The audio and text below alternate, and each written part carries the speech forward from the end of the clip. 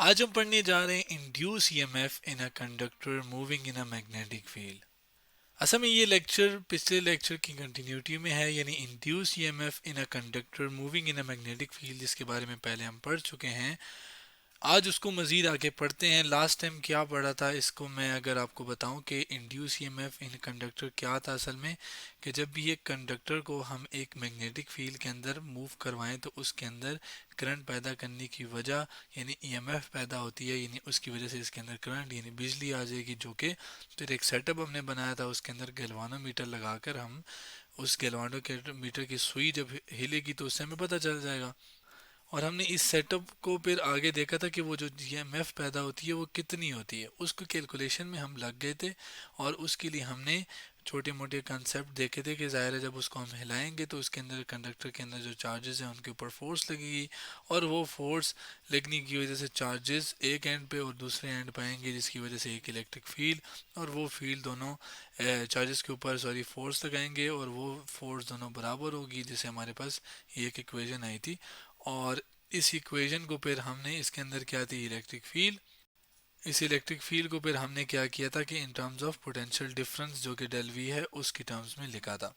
Potential difference जो कि एक करंट पैदा करने की वजह, असल में इसी इक्वेशन को मैं सिंप्लीफाई करूं तो हमारे पास क्या आता है, डेल वी जो कि बराबर आता है किसके, ये एल इधर डिवाइड हो रहा है उधर जाके मल्टीप्लाई हो जाएगा, तो ये बराबर आ जाएगा ई और साथ एल और साथ एक नेगेटिव साइन भी आ जाएगा, जो कि यहाँ पर हमने पहले देखा था। अब हम इस E को इसके अंदर जो V और B है इसको यहाँ पर पुट कर सकते हैं। अब हम असल में आगे प्रोसेस कर रहे हैं और डेरिवेशन कर रहे हैं, और आपके पास E की जगह आ जाएगा वी बी और L तो एज इट इज़ आ गया। हमें पता है V वो स्पीड है जिस स्पीड के साथ इस रॉड को हमने मूव करवाया था, यानी वो रफ्त कितना फासला कितनी देर में तय करते हैं उसको स्पीड कहा था। B क्या है, मैग्नेटिक फील्ड, जो कि एक मैग्नेट की जगह होती है जिसके अंदर कोई और मैग्नेट है तो वो फोर्स लगाता है उसके ऊपर। एल क्या थी, वो उस कंडक्टर की लंबाई थी जो जिसको मूव करवाया हमने। अब ये एक डेल वी की वैल्यू आई जो कि माइनस वी बी एल थी, ठीक है। असल में ये जो पोटेंशियल डिफरेंस है यही वजह है कि इसकी करंट पैदा करने की, और पोटेंशियल डिफरेंस को हम ईएमएफ भी कहते हैं। यहाँ पर इंड्यूस ईएमएफ जिसको मैं एप्सिलॉन से रिप्रेजेंट करता हूँ वो आपके पास क्या है, वो ये है, और वो आपके पास बराबर है किसके, माइनस वी बी एल के। याद रखिएगा मैंने पोटेंशियल डिफरेंस की जगह इंड्यूस ईएमएफ डाला है। यहाँ पर मैं लिख भी देता हूँ कि इंड्यूस ईएमएफ असल में बराबर है किसके, डेल वी के।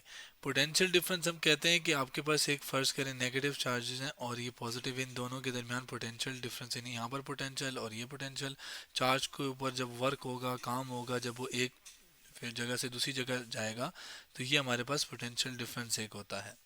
ईएमएफ भी सिमिलर चीज़ होती है जो कि बैटरीज के अंदर, सेलों के अंदर होती है, जिसकी वजह से करंट फिर पैदा होता है।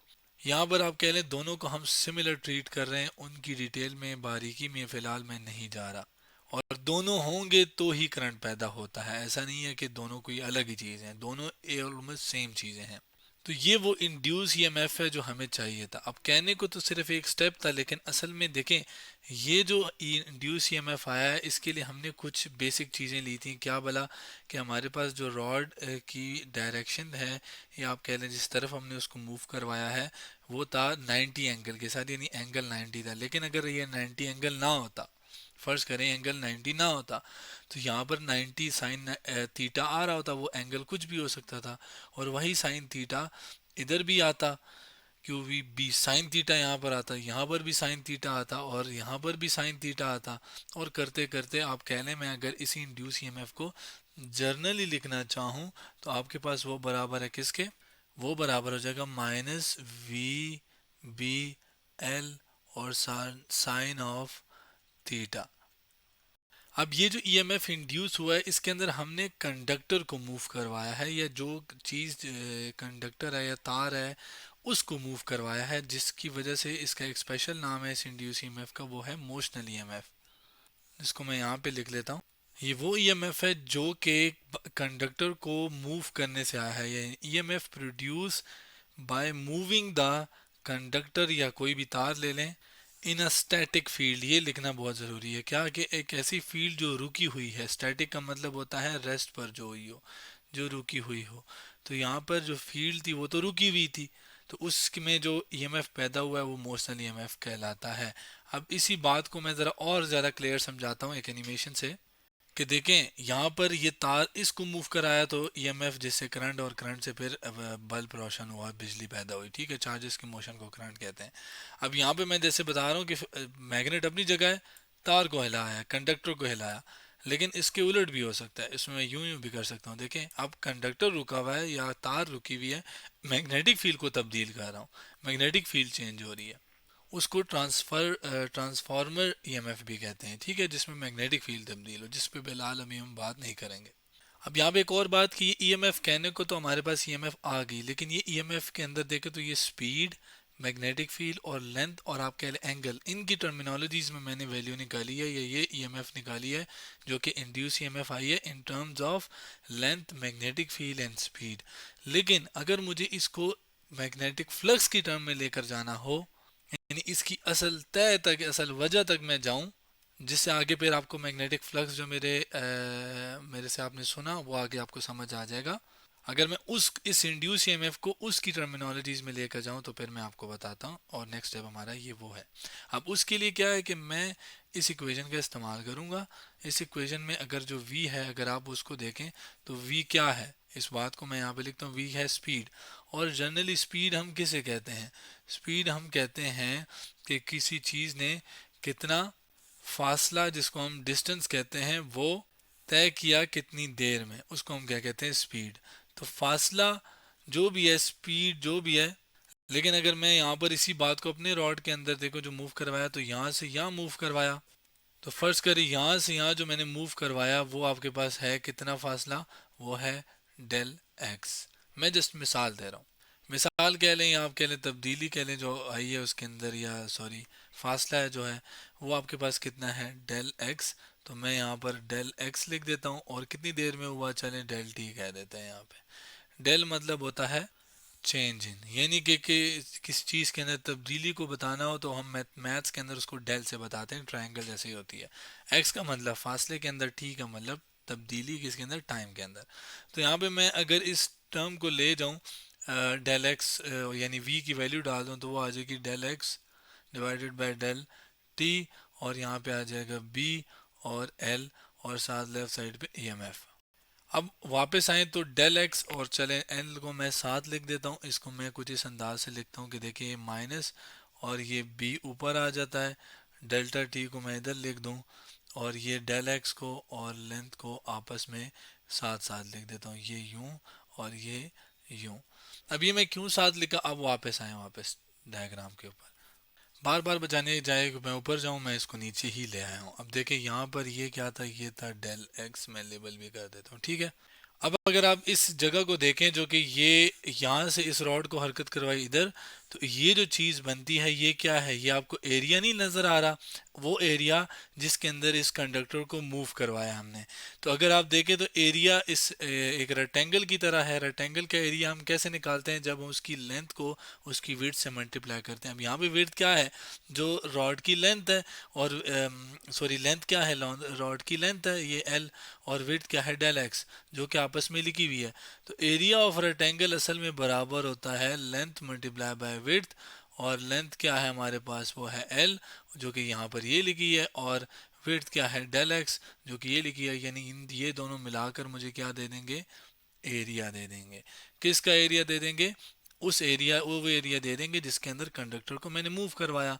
तो आपके पास इसको मैं कैसे लिख सकता हूँ, बी, और साथ आगे लिख सकता हूँ ए, और नीचे लिख देता हूँ डेल टी, और ये आपके पास ये हो गया। अब बी और ए क्या बनाते हैं, यहाँ पर वो बात मैं अभी आपको बताऊंगा जो मैंने आपसे की थी। असल में होता क्या है, चले मैं इसी बात को एनिमेशन समझाता हूँ।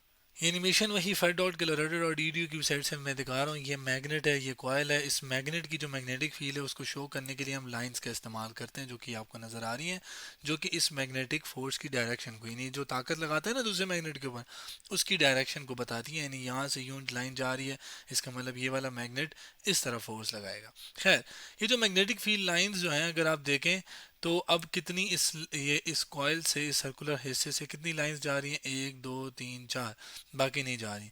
अब मैं इसको करीब लेकर आते हुए मैंने देखा कि रोशनी आई इसके अंदर, लेकिन खास बात क्या थी कि पहले 4 गुजरी थी, अब वो 6 हो गई हैं। तो जब जब हम इसको करीब लाते हैं या दूर लेकर जाते हैं, असल में मैग्नेटिक फील्ड लाइंस जो हैं जो कि इस एरिया से गुजर रही हैं वो मुख्तलिफ गुजर रही हैं, वो चेंज हो रही हैं बार बार। और इस चेंज मैग्नेटिक फील्ड लाइंस जो कि एक एरिया से गुजरती हैं उसको हम क्या कहते हैं, मैग्नेटिक फ्लक्स।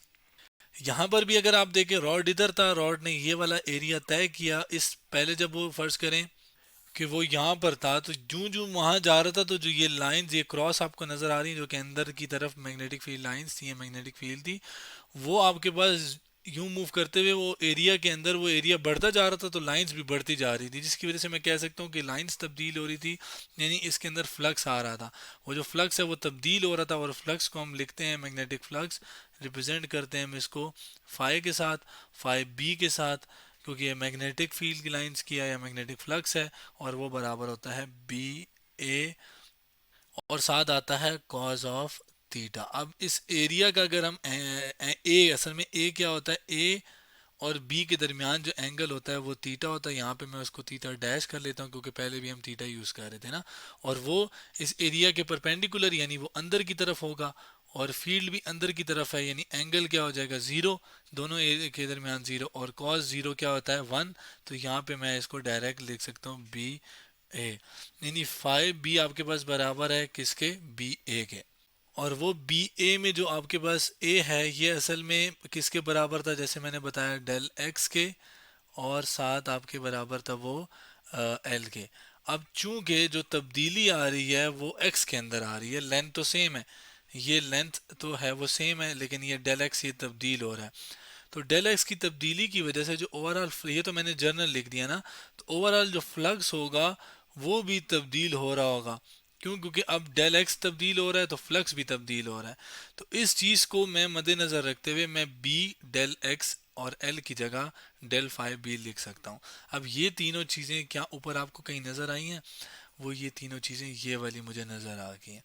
ठीक है, तो इसको इस तरीके से लिखूं, या इससे इसको एक और तरीका भी है, क्या भला, कि आपके पास एरिया जो है वो किसके बराबर था, डेल एक्स और लेंथ, चूंकि लेंथ जो है वो चेंज हो रही है तो उसके लिहाज से एरिया भी क्या होगा, चेंज होगा।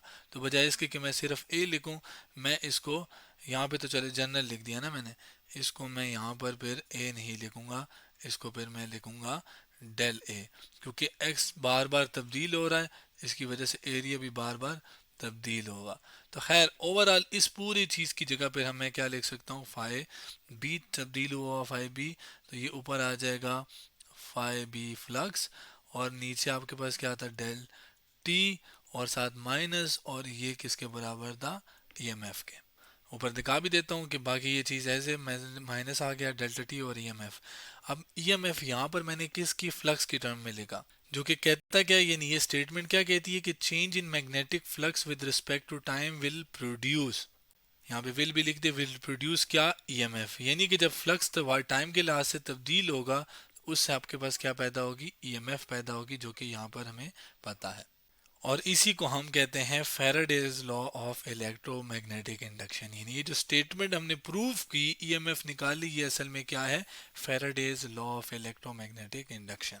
जिसको यहाँ देखा कि हम मैग्नेट को हिलाएं या कॉइल को हिलाएं, दोनों केस में मैग्नेटिक फ्लक्स तब्दील होता है, यानी एरिया से जो लाइंस पास हो रही हैं वो तब्दील होती हैं, जिसकी वजह से फ्लक्स चेंज होता है, फ्लक्स की वजह से चेंज होने की वजह से ईएमएफ पैदा और उससे करंट पैदा होता है, यानी बिजली पैदा होती है।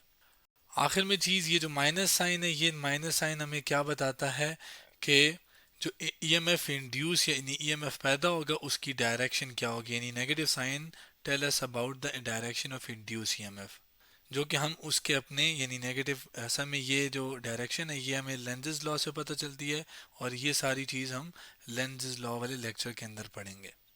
लास्ट में हम बात करते हैं कि इसी इंड्यूस ईएमएफ को हम मुख्तलिफ टर्मिनोलॉजीज़ में लिख सकते हैं। फ़र्ज़ करें यहाँ पे आपके पास ये एक तरह की टर्न बनी है ना, या एक आपके पास रॉड को हिलाया है मैंने, इसको मैं जनरली भी लिख सकता हूँ, भला कैसे, कि इसके अंदर अगर मैं इसको राइट में मूव करूँ और एक से ज़्यादा रॉड है तो वो सारे जब मूव करते हैं तो वो आ जाएंगे, यानी नंबर ऑफ़ टर्न्स जो हैं ये असल में क्या होता है, वो अगर ज़्यादा है, ये नंबर ऑफ टर्न्स होता है, ये ज़्यादा होंगे तो उससे लिहाज से ईएमएफ भी हर एक में ज़्यादा होगा। अगेन वही एनिमेशन, यहाँ पे चार टर्न्स हैं, एक दो तीन चार। तो कंडक्टर केस में चार कंडक्टर और चार इस तरह लूप बन रहे होंगे, और आपके पास जितनी ज़्यादा ये टर्न्स होंगी, ये पाँच छः होंगी, तो फिर उस लिहाज से ईएमएफ भी ज़्यादा होगा। तो ये था हमारे पास इसका सेकेंड लेक्चर, जिसके अंदर हमने इंड्यूस ईएमएफ को मुख्तलिफ टर्म्स के अंदर डिराइव किया और बताया, और उससे फेराडे लॉ को भी बताया। तो induce EMF in a conductor moving in a magnetic field के बारे में आज हमने पढ़ा।